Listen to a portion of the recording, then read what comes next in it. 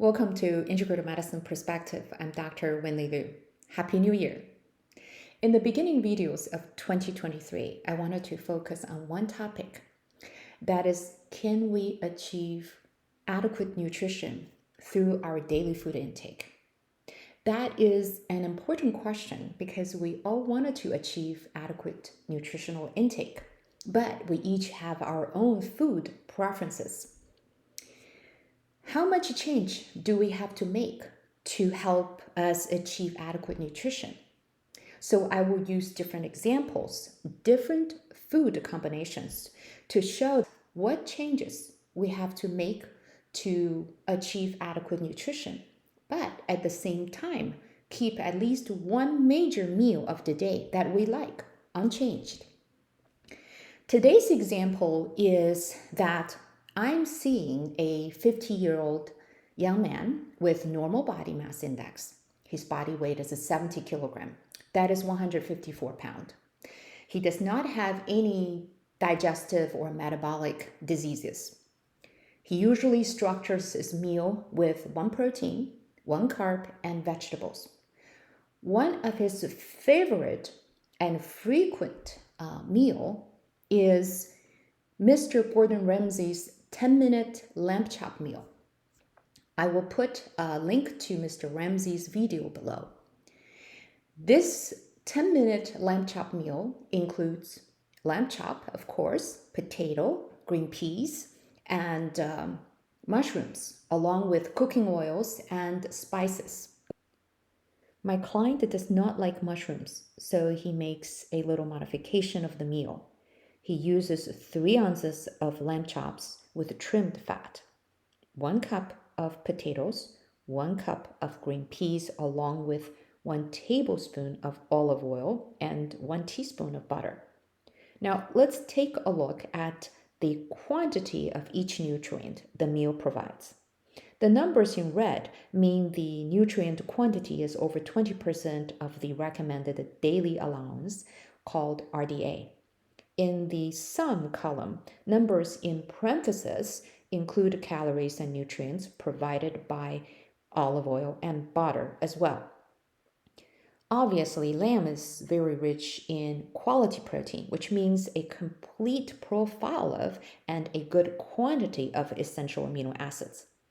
The protein content of green peas is relatively high among vegetables. Of course, green peas are a good source for fiber. Let's look at other nutrients. Lamb is a good source for iron. Green peas are not bad for iron either. Potatoes are an excellent source of potassium. Phosphorus is broadly available in many different types of foods. Lamb is also a good source for selenium and zinc. Green peas are great for copper. Potatoes are not too bad for copper either. From the perspective of vitamins, lamb is not a good source for antioxidant vitamins. It only has a negligible amount of vitamin E. But in this meal, potatoes and green peas offer an excellent amount of vitamin C.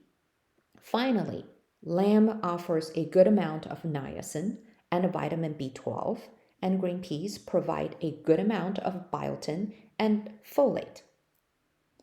All right, now how does this meal look in terms of meeting overall nutrient requirements?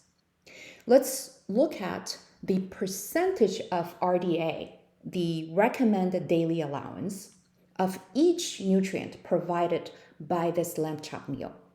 Here, considering this is one of the 3 meals of the day, I labeled the number red if the percentage of RDA is below 30%. Noticeably, this meal is fairly low in calcium, vitamin A, and vitamin E. The intake of magnesium and vitamin B5 is a little bit on the low side, but not terrible. Now, with this information, how would we advise this young man to make changes to help accomplish a complete intake of nutrients?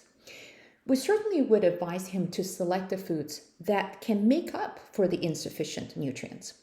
This lamb chop meal is low in calcium, so we're going to add a glass of milk. This meal is also low in vitamin A. We're going to add leafy greens that are both rich in vitamin A and calcium. A cup of cooked spinach and a cup of turnip greens. Vitamin E is rich in nuts and seeds and their oil, so we're going to add 1 ounce, roughly 1/5 cup of sunflower seeds. Finally, considering the relatively low magnesium, vitamin B5, along with necessary biotin and fiber requirements, we're going to add 2 cups of cooked whole grains, 1 egg, and 2 fruits. My final calculation used 2 cups of oatmeal, but you can use any other whole grains for the meal plan. I will give one example of meal plan for the day with these foods. Breakfast includes 1 cup of oatmeal, 1 cup of milk, 1 cup of turnip greens, and an apple. Lunch is with 1 cup of brown rice, 1 egg, 1 cup of spinach, and 1 ounce sunflower seeds. And dinner is the lamb chop meal with an orange. With these additions, have we achieved adequate nutritional intake? Now let's look at the whole day's nutrient intake in terms percentage of the daily RDA. Now the deficient calcium, magnesium, vitamin A, vitamin E, and vitamin B5 are all made up for. You would also notice that most of the nutrient intake is above the RDA. This is okay because first, we don't eat the same foods every day. So each nutrient intake will vary from day to day. Secondly, unlike high-dose supplements, foods are far safer in terms of reaching toxic levels of nutrients. Thirdly, our body can regulate nutrient absorption to a certain degree based on the abundance of the nutrient intake. But if we chronically obtain a very high or very low amount of certain nutrients, that may exceed our body's regulatory ability.